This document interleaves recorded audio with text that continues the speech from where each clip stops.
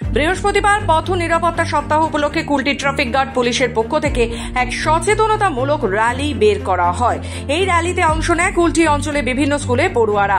র্যালিটি Kulti traffic guard কার্যালয় থেকে শুরু হয়ে কুলতোড়া গ্রিন পয়েন্ট স্কুল মোড়ের সামনে পৌঁছয়। এদিন পথে বাইক আরোহীদের হেলমেট পরা ও চারচাকা চালকদের বাধ্যতামূলক ও গাড়িতে সিট বেল্টের প্রয়োজনীয়তা সহ পথ নিরাপত্তা বিষয়ক সচেতনতা দেওয়া হয়। একই সাথে সাধারণ মানুষকে সচেতন করতে সেফ ড্রাইভ সেভ লাইফে স্টিকার লাগানো হয় বিভিন্ন গাড়িতে। বলতে গেলে ট্রাফিক নিয়ম মেনে গাড়ি চালানোর বিষয় তুলে ধরা হয়।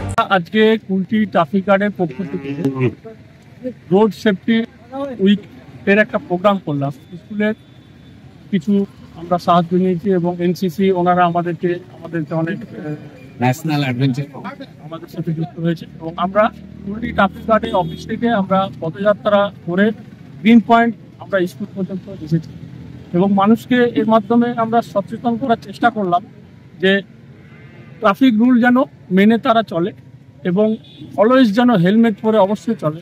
হেলমেট ছাড়া গাড়ি চালানো একদমই চলবে না। এছাড়া যারা চার চাকা গাড়ি চালাবেন তারা যেন সিট বেল্ট পরে চলে এবং আমরা কিছু কিছু গাড়িতে আমরা স্টিকারও লাগিয়ে দিলাম সেফ ড্রাইভ সেভ লাইফ সচেতন করার জন্য। এটাই আর কি আমাদের এই ছোট্ট প্রয়াস। সবাইকে সম্মিলিত স্কুল এবং এনসিসিদেরকে সঙ্গে নিয়ে এই প্রয়াস আমরা জনগণের সাথে একটু চেষ্টা করলাম। ওনাদেরকে বার্তা দিতে চাই এই নয়, আমরা যারা গাড়ি নিয়ে আসছে আমরা এত অ্যাওয়ারনেস করছি, বারবার ওনাদেরকে বলছি, বলা সত্ত্বেও এনারা সবসময় সবকিছু মেনে চলছে না এবং আমরা স্কুলে বাচ্চাদেরকে এই কারণে নিয়ে এসেছি। ওনাদের মাধ্যমে আমরা ওনাদেরকে বলতে চাইছি যে আপনারা হেলমেট পরে চলুন, বাড়ির লোককে যখন বেরোবে গাড়ি নিয়ে যেন হেলমেট পরিয়ে চলে। এর মধ্যে যেন ওনাদের সচেতনতা ভাবতে একটু জেগে ওঠে বেশি করে।